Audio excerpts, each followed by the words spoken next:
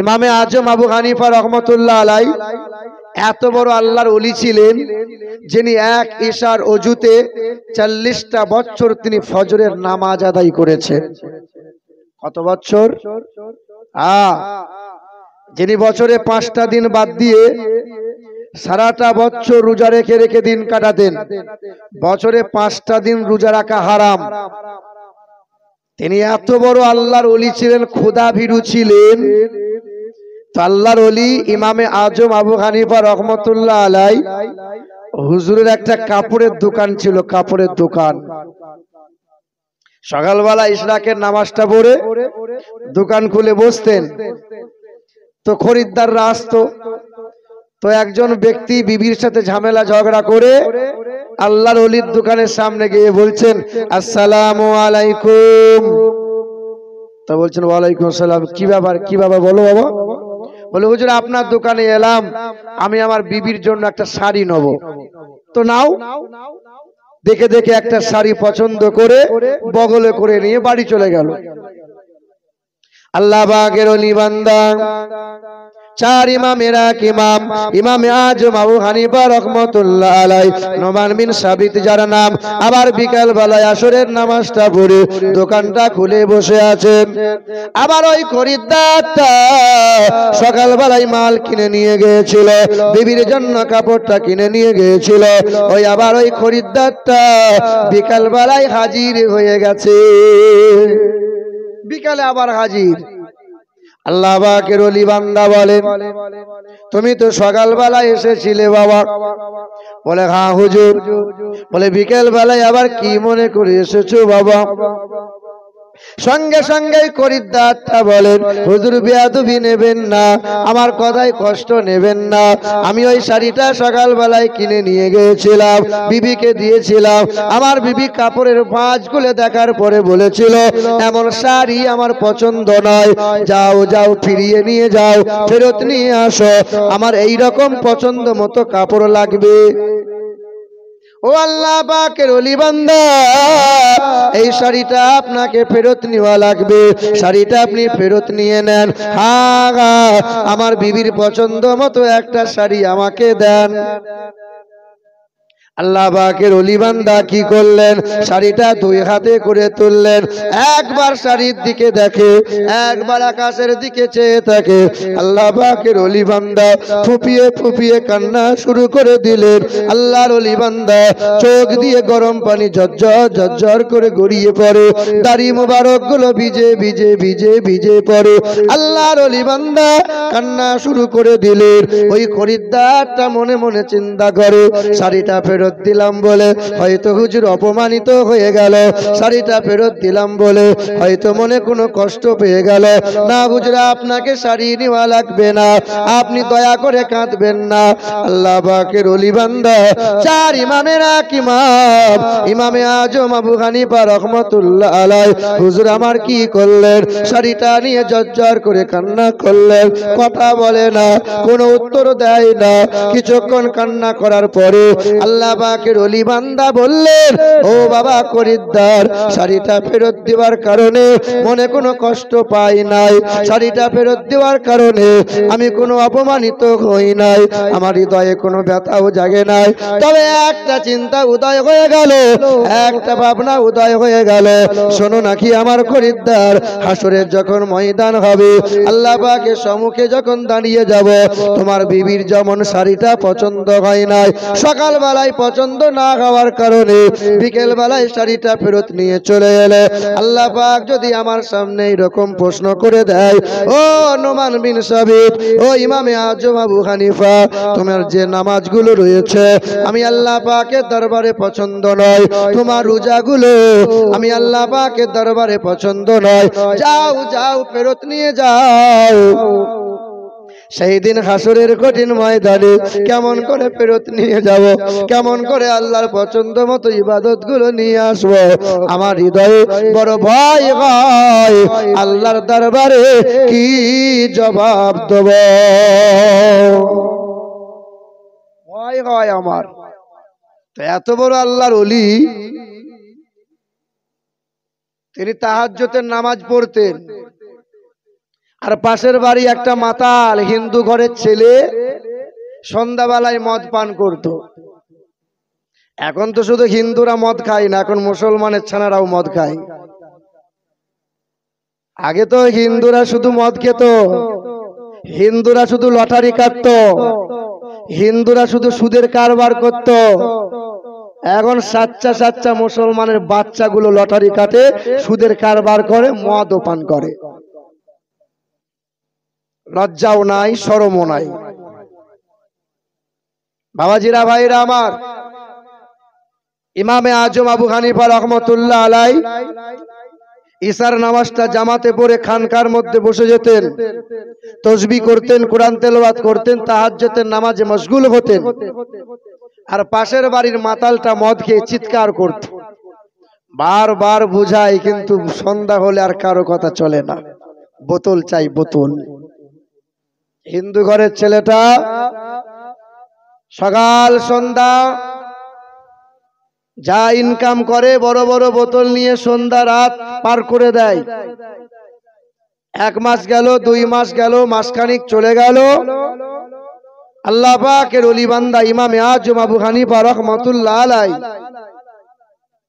মানে আজকে মাইকে খুব প্রেসার দিতে হচ্ছে আমাকে কথা বলতে গেলে। একটু ঠিক করো, তোমার মাইকের তো নাম আছে বাপ। বাবাজিরা, ভাইরা আমার, আমার সোনার টুকরো বন্ধুরা, আমার সুধী মানুষেরা, ইমামে আজম আবু হানিফা রহমতুল্লাহ আলাইহি কি করলেন? 1 দিন, 2 দিন, 1 মাস, 4 মাস, 6 মাস কেটে গেল। এমন করে হঠাৎ একদিন আর এই হিন্দু ছেলেটা চিৎকার শোনা যায় না, আর কোনো শোরগোল শোনা যায় না। আল্লাহ পাকের ওলি বান্দা কি করলেন? সকালবেলা ইশরাকের নামাজটা পড়ে পা পা করে চলে গেলেন ওই হিন্দু বাড়ির সম্মুখে, আওয়াজ দিলেন, বাড়িতে আছো নাকি? সঙ্গে সঙ্গে বাড়ির দরজা খুলে মহিলা বাইরে হয়ে গেল। কি চাই বাবা? কে তুমি বলো? বলে, আমি তোমার একজন প্রতিবেশী, আমি হলাম মুসলমান, আল্লাহ পাকের ওলি বান্দা নোমান বিন সাবিত যার নাম। কি চাই বাবা? বলে, এই বাড়িতে একটা মাতাল থাকতো না, সে মাতালটা কই? বলে, মাতালটা আর বাড়িতে নেই, তাকে জেলে বন্দি করে দিয়েছে। বলে, কেন? বলে, সে এত পরিমাণে চিৎকার শোরগোল করতো যে পাড়ার ছেলেরা তার বিরুদ্ধে মামলা করেছে, তাকে জেলে বন্দি। তাই সঙ্গে সঙ্গে ইমামে আজম আবু হানিফা চিন্তা করলেন যে কোরআন পাকে আল্লাহ পাক 19 বার বলেছেন পাড়া প্রতিবেশীর হক আদায় করো। সে হিন্দু হোক, খ্রিস্টান হোক, সাঁওতাল হোক, আদিবাসী হোক, পাড়া প্রতিবেশী সে যদি খেতে না পায় তাকে খেতে দাও, সে যদি পোশাক না পায় তাকে পোশাক দাও, তার যদি অর্থের প্রয়োজন হয় তাকে অর্থ দাও। ইমামে আজম আবু হানিফা কি করলেন? চেহারা ঘুরিয়ে নিয়ে বাদশার দরবারে হাজির হয়ে গেলেন। আল্লাহ পাকের ওলি বান্দা হাজির হওয়া দেখে বাদশা সঙ্গে সঙ্গে দাঁড়িয়ে গেলেন। ও আল্লাহর ওলি, কি ব্যাপার? কি মনে করে হাজির হয়ে গেলেন? সঙ্গে সঙ্গে ইমামে আজম আবু হানিফা বললেন, আমার এক প্রতিবেশী ভাই, আমার এক প্রতিবেশী ভাই, সে কোন জাতের সেটা দেখার কোনো দরকার নাই। আমার এক প্রতিবেশী মাতলামো করে, তাই তাকে জেলে বন্দি করে দিয়েছে। ওই মাতাল ছেলেটাকে জেল থেকে ছাড়িয়ে নিয়ে যেতে এসেছে। বলে, আপনি ওলি মানুষ হয়ে এক হিন্দু ব্যক্তির জন্য আপনি ছুটে এলেন, একটা মাতালের জন্য ছুটে এলেন? বলে, মাতাল তো কি হয়েছে?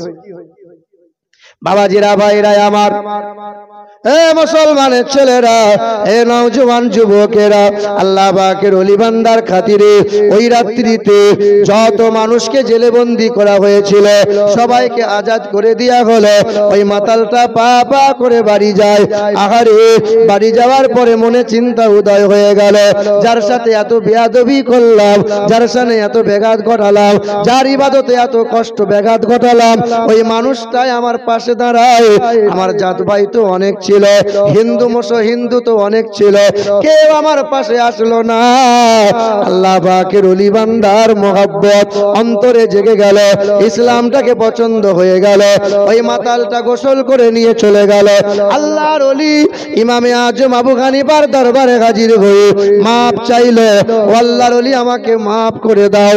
সঙ্গে সঙ্গে এই মাতাল ছেলেটা কালমা লা ইলাহা ইল্লাল্লাহু মুহাম্মাদুর রাসূলুল্লাহ কালেমা পড়ে ঈমানদার হয়ে গেল। ইসলামটা এইভাবে প্রচার হয়েছে, মানবতা দিয়ে, ভালোবাসা দিয়ে, প্রেম প্রীতি দিয়ে ইসলাম প্রচার হয়েছে।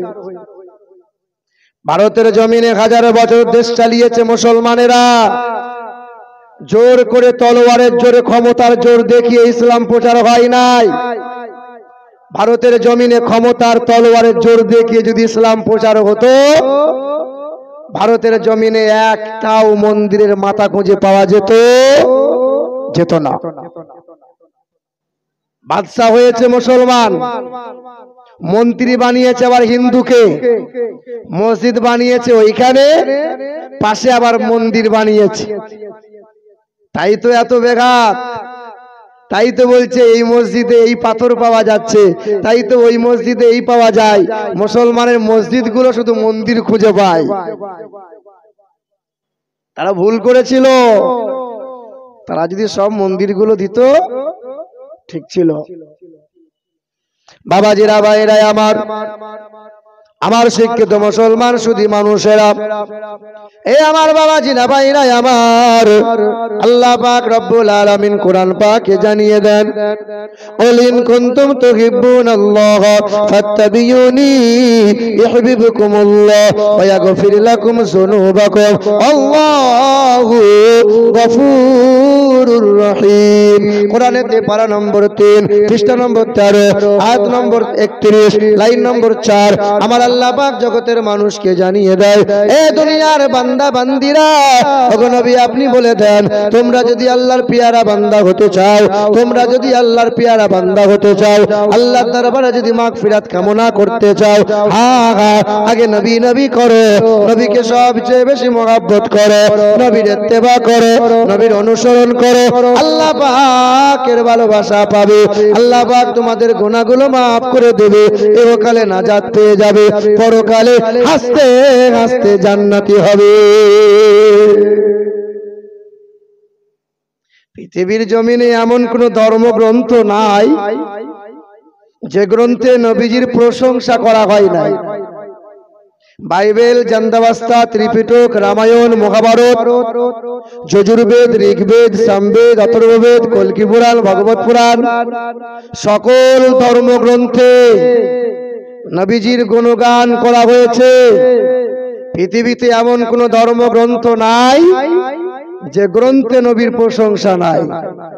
সব ধর্মগ্রন্থ, যারা দেখবেন আসলে প্রকৃত বামুন হয়, যারা দেখবেন আসলে প্রকৃত পণ্ডিত হয়, তারা কোনোদিন ধর্ম নিয়ে লাফালাফি করে না। ওই চুনোপুটি গুলো ধর্ম নিয়ে লাফালাফি করে। যারা ধর্মগ্রন্থ পড়ে না, ধর্মের জ্ঞান রাখে না, তারাই দেখবেন লাফালাফি করে।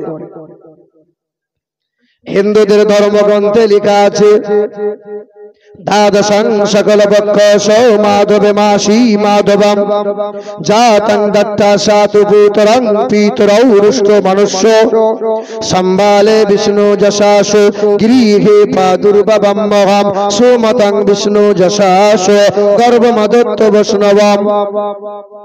কল্কি পুরাণ 2 নম্বর অধ্যায়ের 11 এবং 25 নম্বর শ্লোকে বলা আছে, দ্বাদশং সকল বক্ষ মাধবে মাসি মাধবম। পৃথিবীর জমিনে জগৎগুরু বিশ্বের মহান নেতা যখন আসবেন, আবির্ভাব হবেন যেই দিনে মাধব মাসের দ্বাদশ তিথিতে, তিনি আসবেন সাম্বালা শহরে।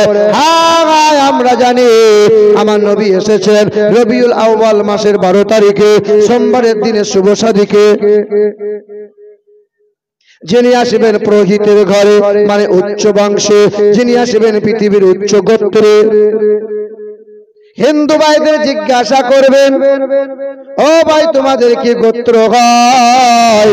বলে হ্যাঁ হ্যাঁ, কারো গোত্র শাণ্ডিল্য হয়, কারো গোত্র মধুকুল্য হয়, কারো গোত্র মধুঋষি হয়, কারো গোত্র কাশ্যপ হয়। পৃথিবীর জমিনে সবচেয়ে উচ্চ গোত্র, ওই গোত্রের নাম হলো হাসিম গোত্র।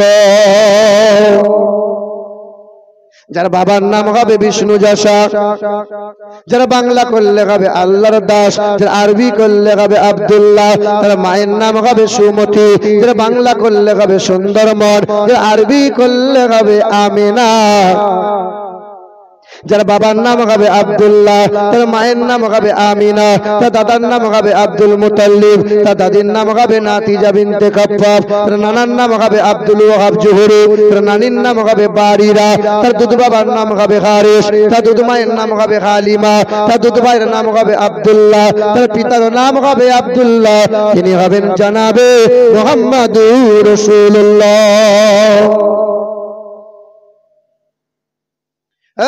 বাবাজিরা ভাইরা আমার, এই আমার সোনার টুকরো বন্ধুরা, আমার সুধী মানুষেরা, খুব মনোযোগ সহকারে শুনি।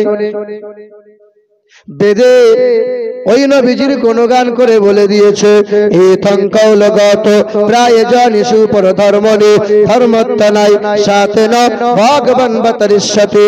পৃথিবীর জমিনে আসবেন বিশ্বের মহান নেতা, যিনি জীবনে কখনো কোনোদিন একটাও ভুলে মিথ্যা কথা বলেন নাই।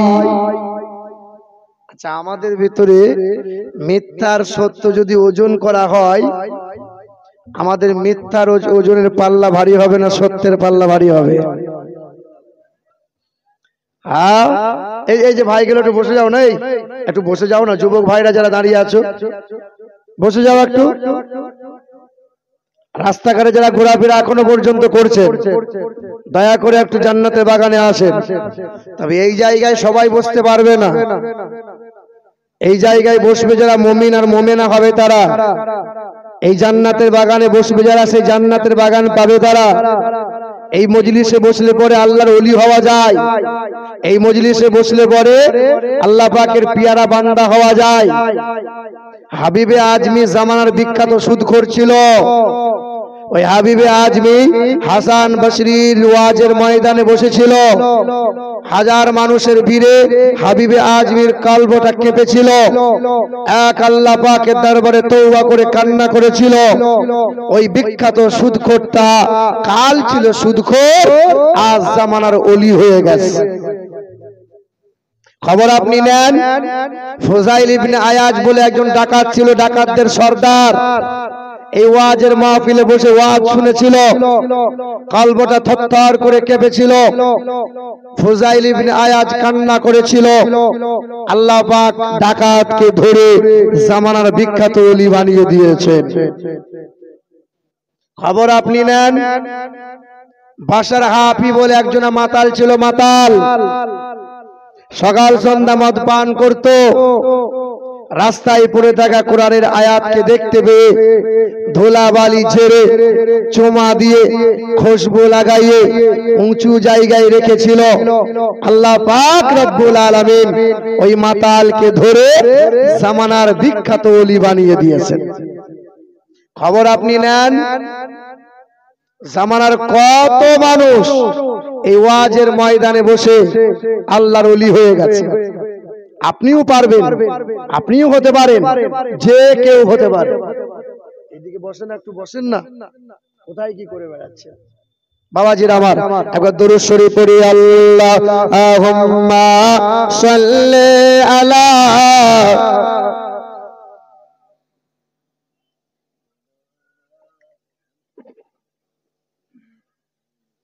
ওয়ালা আলি সাইয়্যিদিনা।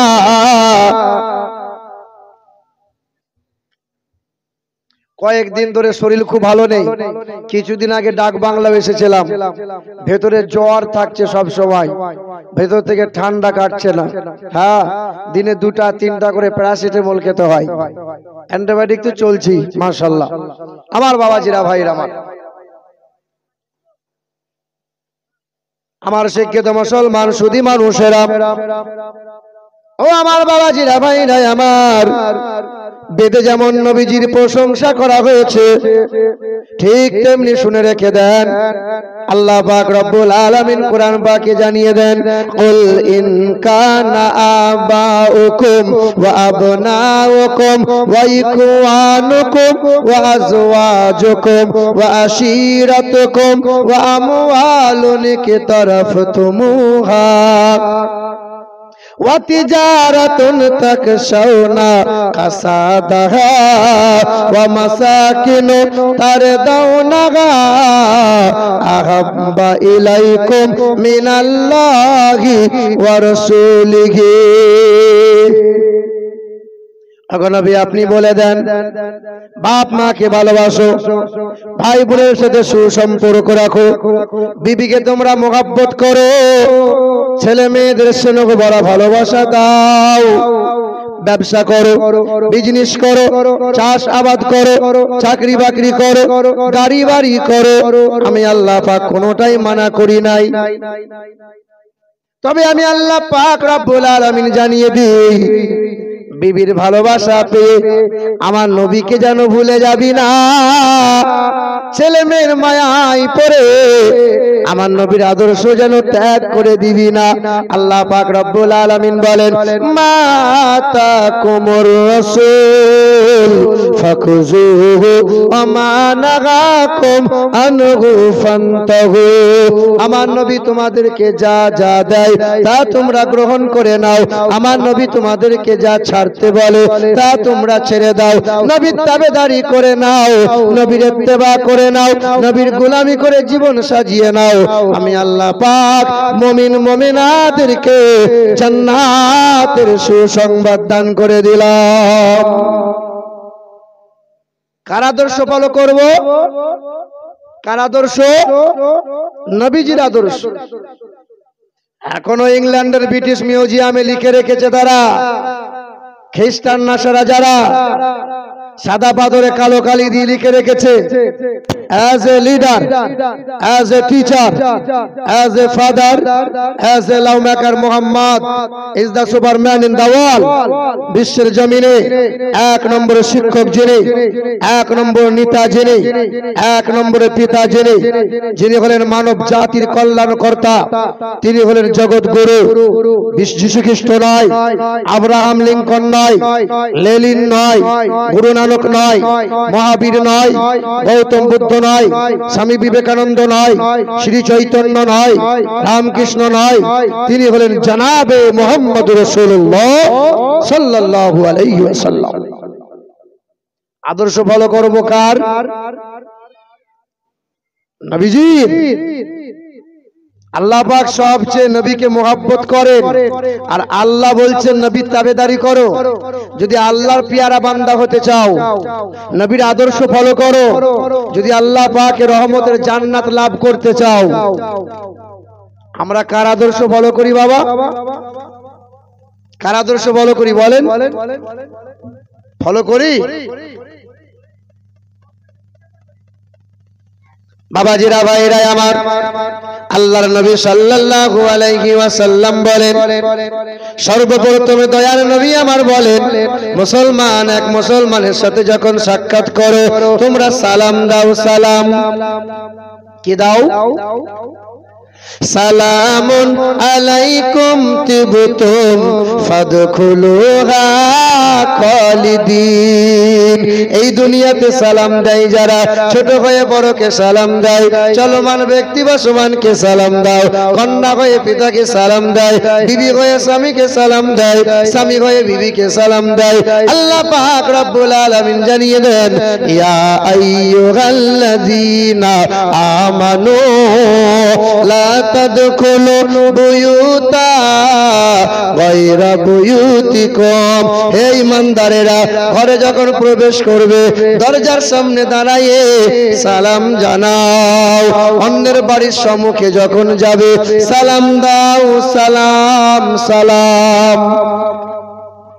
এই পৃথিবীর জমিনে সালামের আদান প্রদান করে যারা, আল্লাহ পাক রব্বুল আলামিন জানিয়ে দেন সালামুন আলাইকুম তিবতুম ফাদখুলুহা খালিদিন। জান্নাতের দরজায় এই বান্দা যখন দাঁড়িয়ে যাবে, আমাকে দাদা বলে ডাকা হবে না, আমাকে চাচা বলে ডাকা হবে না, আমাকে বাবা বলে ডাকা হবে না, সেখানে সালাম দিয়া হবে। সালাম সালাম পেয়ে মুমিন বান্দা বান্দিরা জান্নাতে প্রবেশ করবে। এই দুনিয়াতে সালাম দেয় যারা, তবে আপনার ছেলেটা তো সালাম শেখে নাই, আপনার ছেলেটা মেয়েটা বাপকে সালাম দেয় না। সকাল হলে বলে গুড মর্নিং, রাত হলে পরে বলে গুড নাইট। আচ্ছা বলুন, good morning, good afternoon, good night বললে কটা নেকি পাওয়া যাবে বাবা? কটা পাওয়া যাবে? হ্যাঁ, গুড মর্নিং তো সব জায়গায় চলবে? চলবে না। আমার বাপ মারা গেছে, সকালবেলায় মন খারাপ করে বসে আছে, আপনি এসে বলছেন হাবেব সাহেব গুড মর্নিং। আচ্ছা, গুড মর্নিং মানে হলো ভালো সকাল। আচ্ছা, বাপ মরে গেছে, আমার সকালটা খারাপ না ভালো? তাই তো আল্লাহর নবী বলেন যত বেশি সালাম দেবে তার সেই ব্যক্তির উপরে আল্লাহ শান্তি আর রহমতে মালামাল করে দেবে। যে বাড়িতে বিবি স্বামীকে সালাম দেয়, যে বাড়িতে কন্যা পিতাকে সালাম দেয়, যে বাড়িতে ছেলে হয়ে বাবাকে সালাম দেয়, যে বাড়িতে স্বামী হয়ে বিবিকে সালাম দেয়, আল্লাহর নবী বলেন ওই বাড়িতে শান্তি আর রহমতে আমার আল্লাহ মালামাল করে দেয়। বিবিকে সালাম দেন আপনারা? দেয়া হয়? বুঝে লজ্জা লাগে গো, বউকে আবার সালাম দেয়া হয়? মানে গলা ধরে শুয়ে থাকতে লজ্জা লাগে না, একসাথে গোসল করার সময় লজ্জা লাগে না, ইয়ার কি ফচকমো মজা যখন বউ স্বামী স্ত্রী করা হয় তখন লজ্জা শরম লাগে না, সালাম দেওয়ার সময় লজ্জা লাগে। হ্যাঁ, মুসলমানের ছেলেরা সালাম দেয় না, তবে একবার সালাম দিয়েছে, যে দিনে মুখে রুমাল দিয়ে বিয়ে করতে গেছে। শাশুড়ি তাকিয়ে দেখে সর্বনাশ, আমার জামাই তো বড় হুজুর, পাথর নড়ে কিন্তু জামাই নড়ে না। কি বলছেন বলেন? সেই দিনে একবার সালাম জানায়, জীবনে কোনোদিন এই মানুষটা সালাম দেয় নাই। এ মুসলমানের ছেলেরা, এ নওজোয়ান যুবকেরা, ছেলেগুলোকে মানুষ করো, ছেলেদের বুকে কোরআন দাও, ছেলেদেরকে সালাম দেওয়া শেখাও, ছেলেদেরকে প্রফেসর বানাও, ছেলেগুলোকে ডাক্তার বানাও, ছেলেগুলোকে মাস্টার বানাও। না না, আপনার ছেলেকে মৌলবি বানাতে হবে না, আপনার ছেলেকে হাফেজ বানাতে হবে না। আজ স্কুলে গেলে পরে মুসলমানের মাস্টার পাওয়া যায় না, আদালতে গেলে পরে মুসলমানদের উকিল পাওয়া যায় না, আজ হাসপাতালে গেলে মুসলমানদের ডাক্তার পাওয়া যায় না। আপনার ছেলে ডাক্তার হোক, আপনার ছেলে মাস্টার হোক, আপনার ছেলে প্রফেসর হোক, তবে হ্যাঁ হ্যাঁ আল্লাহর নবী জানিয়ে দিয়েছেন তালাবুল ইলমি ফরিদাতুন আলা কুল্লি মুসলিমিন ওয়াল মুসলিমা, প্রতিটা মুসলমান নর নারীর জন্য জ্ঞান অর্জন করা ফরজ। কোন জ্ঞান অর্জন করা ফরজ? যে জ্ঞানটা অর্জন করলে পরে ছেলে বাপকে কষ্ট কোনোদিন দেবে না, যে জ্ঞানটা অর্জন করলে পরে বড়কে সম্মান দেবে, ভাই বোনের হক আদায় করবে, ওই জ্ঞানটার নাম হলো কোরআন ও হাদিসের জ্ঞান। বাবারা, ভাইরা আমার, এ মুসলমানের ছেলেরা, এ নওজোয়ান যুবকেরা, আল্লাহ পাক আমার নবীকে বড় মহব্বত করেন, তাই অসংখ্য আল্লাহর নবীকে মুজিজা দান করেছিলেন। সর্বশ্রেষ্ঠ মুজিজা হলো আল কোরআন। আল কোরআন। পৃথিবীর জমিনে যত নবী পয়গম্বররা এসেছেন, সকল নবী পয়গম্বরদেরকে আল্লাহ পাক নবুয়তের আর রিসালাতের সত্যতা স্বরূপ আল্লাহ মুজিজা দান করেছিলেন। মুসা নবী আলাইহিস সালাতু ওয়াস সালাম পৃথিবীর জমিনে আসলেন, আল্লাহ পাক মুসা নবীকে মুজিজা দান করলেন। মুসা নবী বগলের নিচ থেকে হাতটা বার করে যেমন ধরতেন, মনে হতো যেন সূর্যের আলোর ন্যায় হাত থেকে আলো বার হয়ে ঝলমল ঝলমল করত। মুসা নবী আলাইহিস সালাতু ওয়াস সালাম যখন হাতের লাঠিটা তিনি ফেলে দিতেন, সঙ্গে সঙ্গে হাতের লাঠিটা সাপ হয়ে যেত। আজ মুসা নবী নাই, তার মুজিজাগুলো কি আছে? আর মুজিজাও নাই, এখনো হাতের লাঠি আছে। যদি কোনো পৃথিবীর কেউ মানুষ ওই হাতের লাঠি ছেড়ে দেয়, ওই লাঠিটা কি আর সাপ হবে? আর সাপ হবে না। মুসা নবী বিদায় নিয়েছে, মুজিজাগুলো বিদায় নিয়েছে। আল্লাহ পাক দাউদ নবীকে পৃথিবীতে পাঠিয়েছিলেন, আল্লাহ পাক তাকে মুজিজা দান করেছিলেন। দাউদ নবী খলিফাতুল্লাহ, লোহার মধ্যে ধরতেন, সঙ্গে সঙ্গে লোহা গলে যেত।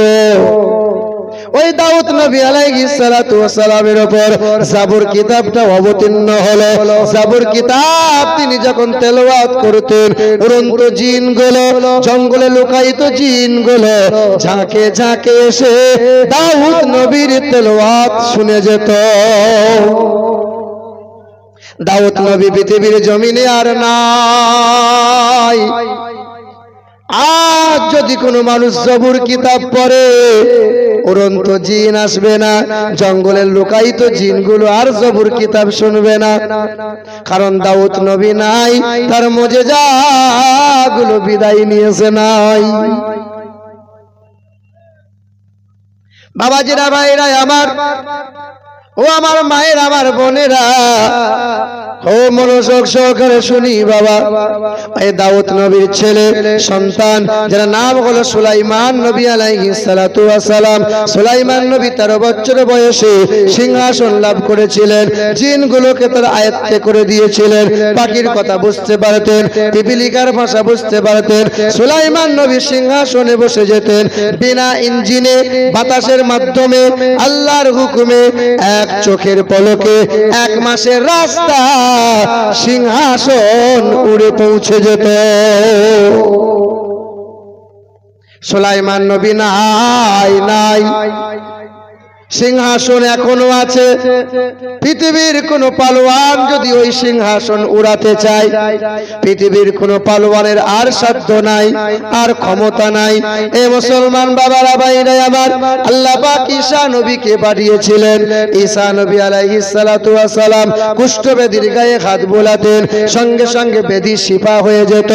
ঈসা নবী আলাইহিস সালাতু ওয়াস সালাম মরা মানুষের গায়ে হাত বোলাতো, আল্লাহর হুকুমে জিন্দা হয়ে যেত। ঈসা নবীকে আল্লাহ উঠিয়ে নিয়েছেন। তার মুজিজাগুলো বিদায় নিয়েছে, আর নাই।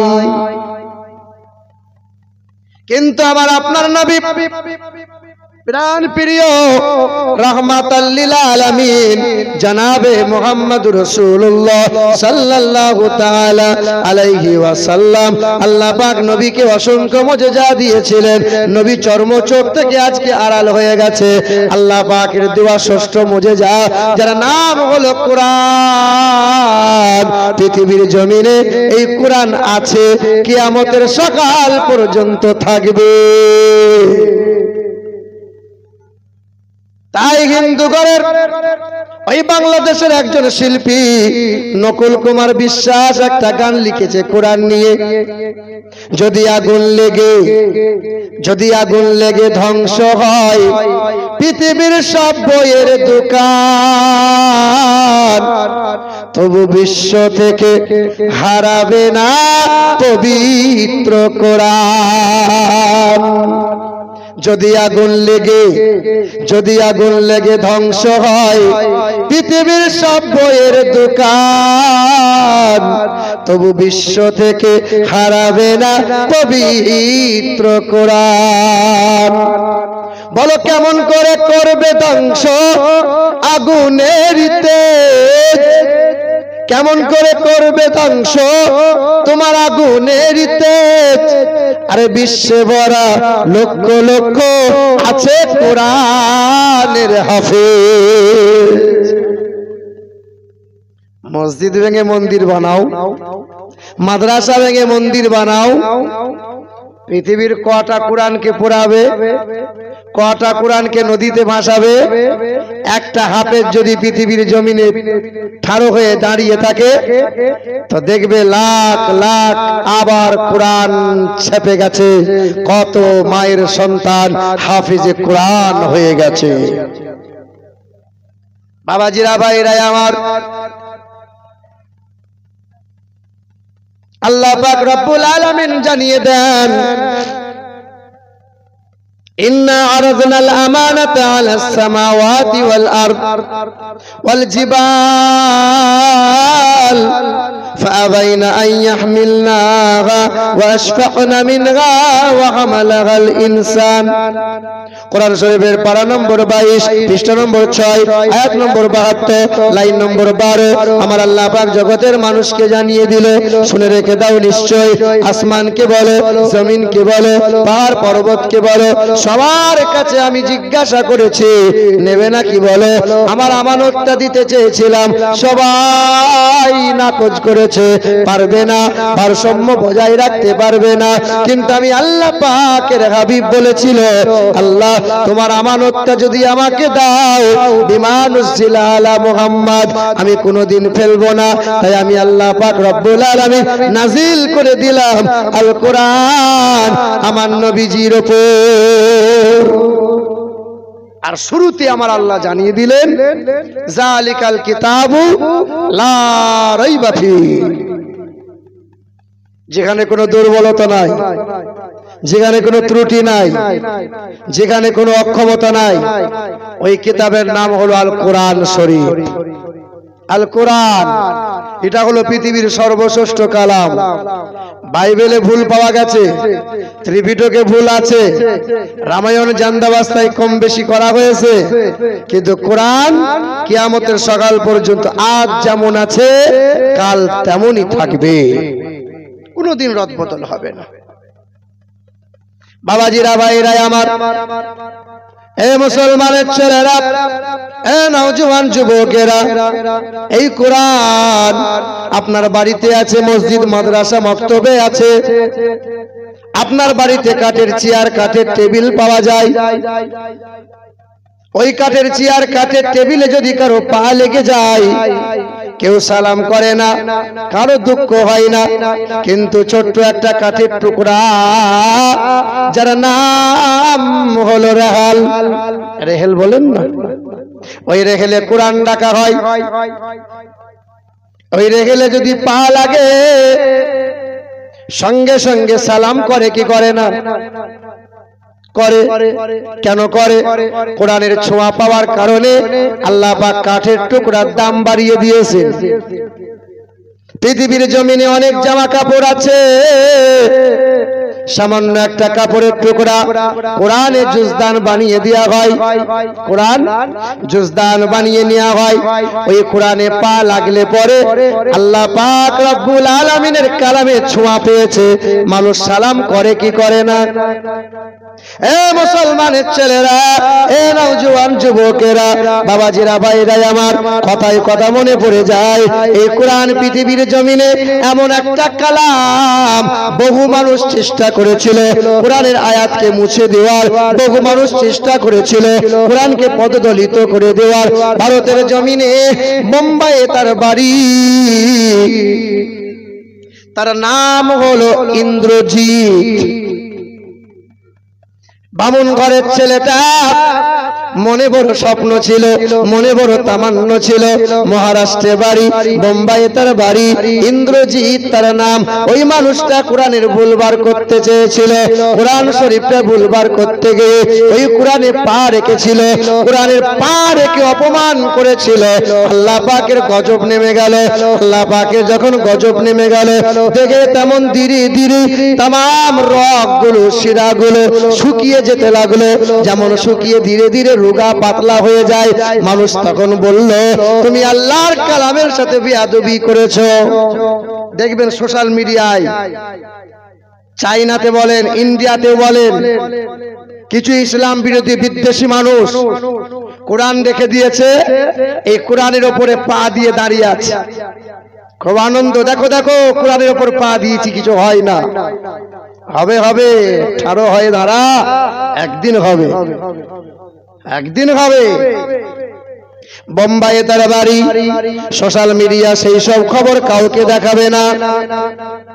যারা যে সমস্ত জিও নিউজ বলো, রিপাবলিক বলো, এই সমস্ত খবর কাউকে দেখাবে না। কোরআন রেখে দিয়েছে, জুতো পায়ে দিয়ে কোরআনের উপর দাঁড়িয়ে গেল। আহারে, আল্লাহর আরশ কেঁপে গেল। ইন্দ্রজিৎ তার নাম। আল্লাহ পাক রব্বুল আলামিন সহ্য করে না। বেশ কিছুদিন পার হয়ে গেল, সোশ্যাল মিডিয়াতে কিছু মানুষ তাকে বাহবা দিল, তার হয়ে সবাই কমেন্ট করতে লাগলো, মুসলমানদের কলিজায় আঘাত দিল। আল্লাহ পাকের গজব নেমে গেল। ধীরে ধীরে হাত পা সব ব্যাকা হতে লাগলো, হাত পা ব্যাকা হয়ে যাচ্ছে। এই মানুষটা কি করলো? কোরআনকে অপমান করতে গিয়ে, কোরআনকে অপদস্থ করতে গিয়ে আল্লাহর গজবে পতিত হয়ে গেল। ডাক্তারি চিকিৎসা শুরু করে দিল, আর ডাক্তারের রোগ খুঁজে পায় না। কেমন করে হয়? চিকিৎসায় কোনো শিফা নাই, কোনো সুস্থতা নাই। ইন্দ্রজিৎ নামে ওই ব্রাহ্মণ ঘরের ছেলেটা গলায় পইতে ঝুলিয়ে নিয়ে ওই মানুষটা কি করেছিল? ওই মানুষটা আল্লাহর কালামকে মাথায় নিয়ে আবার ভুল স্বীকার করেছিল। ভুল হয়ে গেছে, কাল আমি পায়ে রেখেছিলাম, কাল আমি অপমান করেছিলাম, আজ আমি কোরআনটা মাথায় নিয়ে ভুল স্বীকার করছি। এক মহান প্রতিপালকের দরবারে মাফ চাইছি। 3 মাস কেটে গেল, 4 মাস কেটে গেল। আল্লাহ পাক রব্বুল আলামিন তাকে সুস্থতা দান করলেন। এই বামুন ঘরের ছেলেটা কোরআন বুকে নিয়ে আরবি পড়া শিখতে শুরু করলো। আরবি পড়া শিখলো, কোরআনটা রিসার্চ করলো, কোরআনটা তেলাওয়াত করলো, অনুবাদগুলো পড়লো। ওই বামুন ঘরের ছেলেটা বাবা মায়ের সম্মুখে সবার সামনে চিৎকার করে বলল, বাবা কালেমা লা ইলাহা ইল্লাল্লাহ মুহাম্মাদুর রাসূলুল্লাহ। শুধু ইন্দ্রজিৎ বলে ছেলেটা নয়, বাপ তার বামুন, সেও কালেমা পড়ে নিল। মা তার ব্রাহ্মণী, সেও কালেমা পড়ে নিল। আগা তার ঘরে পরিবারে 5 জন সদস্য কালেমা পড়ে মুসলমান হয়ে গেল। বহু জনা কোরআনের ভুল বার করতে গেছে, বহু জনা এই কোরআনকে অপমান করতে চেয়েছে, বহু জনা এই কোরআনকে অপদস্থ করতে গিয়ে ঘুরে এসে সব কলমা পড়ে ঈমান এনেছে। কোরআন সোজা সহজ নয়, কোরআনটা বাইবেল নয়, কোরআনটা জান্দাবাস্তা নয়, কোরআনটা রামায়ণ নয়, মহাভারত নয়। এটা এমন একটা কিতাব, কোন কবির কাব্য নয়, কোন বৈজ্ঞানিকের বিজ্ঞান নয়, কোন ঐতিহাসিকের ইতিহাস নয়, কোন ভৌগোলিকের ভূগোল নয়। এটা এমন একটা কালাম, ওয়াইন্নাহু লাতানজিল রাব্বুল আলামিন। এই মহান মালা, মহান মালিকের মহান নিয়ামত, মহা আমানত, যার নাম আল কোরআন। কোনো অক্ষমতা দুর্বলতা পাবে না। বাবাজিরা, ভাইরা আমার, মুসলমানের ছেলেরা, নওজোয়ান যুবকেরা, ফ্রান্সের মমির স্পেশালিস্ট সার্জন ডাক্তার 1980 সালে, যার নাম হলো ডক্টর মরিস বুখাইলি, ওই মানুষটা কোরআনের ভুল বার করতে চেয়েছিল। যখন মিশরে একটা কনফারেন্সে হাজির হয়েছিল, শত আলেম ওলামারা, বক্তারা যখন বক্তব্য রেখেছিল, 4 মিনিট 5 মিনিট 10 মিনিট করে বক্তব্য রেখেছিল, সবাই যখন সবার মুখে কোরআনের মর্যাদার কথা শোনা যায়, কোরআনের সম্মানের কথা পাওয়া যায়, কোরআনের কোনো ভুল নাই, সব বক্তারা বক্তব্য দিয়ে চলে গেল, তখন এই খ্রিস্টান ধর্মের অনুসারী ফ্রান্সের বিখ্যাত সার্জন ডক্টর মরিস বুখাইলি হাসতেছিল। কেনই বা হাসবে না? মানুষটা ছিল ইসলাম বিরোধী মানুষ। এই মানুষটা হেসে হেসে বলছিল, বাইবেল পড়লাম আমি, বাইবেলে ভুল পেয়েছি, রামায়ণ বললাম আমি, রামায়ণে ভুল পেয়েছি, জান্দাবাস্তা ত্রিপিটক পড়লাম আমি, সেখানেও ভুল পেয়েছি। আর মুসলমানরা বক্তব্য রাখছে কোরআনে কোনো ভুল নাই, ভুল বার করেই ছাড়ব। বাবাজিরা, ভাইরা আমার, মুসলমানের ছেলেরা, নওজোয়ান যুবকেরা, ওই মরিজ বুকাইলি 1980 সালে কোরআনটা তেলাওয়াত করা শুরু করে দিল, আরবি ভাষাকে আয়ত্ত নিল। সূরা ফাতিহা থেকে পড়তে পড়তে অনুবাদগুলো পড়তে রিসার্চ করতে করতে 1 বছর নয় 5টা বছর পার করলেন। 5টা বছর অতিক্রম করার পরে এই মরিজ বুকাইলি শত সাংবাদিকদের সম্মুখে দাঁড়িয়ে বলেছিল, তোমরা দেশ বিদেশে প্রচার করে দাও, বাইবেলে ভুল পেয়েছি, জান্দাবাস্তায় ভুল পেয়েছি, তাই কোরআনে ভুল বার করব বলে 5 বছর ধরে রিসার্চ করলাম। রিসার্চ করে জানতে পারলাম সূরা ফাতিহা থেকে নাস পর্যন্ত পড়ে কোরআনেতে বিন্দু মাত্র কোনো ভুল নাই। কোরআনের মতো কিতাব পৃথিবীর জমিনে 2টা নাই। আর ওয়াইন্নাকা আলা খুলুকিন আযীম, নবীর মতো মহা চরিত্রবান মহাপুরুষ পৃথিবীর জমিনে 2টা নাই। এই মানুষটা কালেমা পড়ে নিল। কালেমা পড়ে নিয়ে নিজের নামটা পাল্টে দিয়ে নাম রেখে দিল সুলাইমান। আর চিৎকার করে বলল, লা ইলাহা ইল্লাল্লাহু মুহাম্মাদুর রাসূলুল্লাহ। হাসতে হাসতে কোরআন বুকে নিয়ে বাড়ি ফিরে গেল। মানুষটা একদিন কোরআনের ভুল ভাল করতে চেয়েছিল।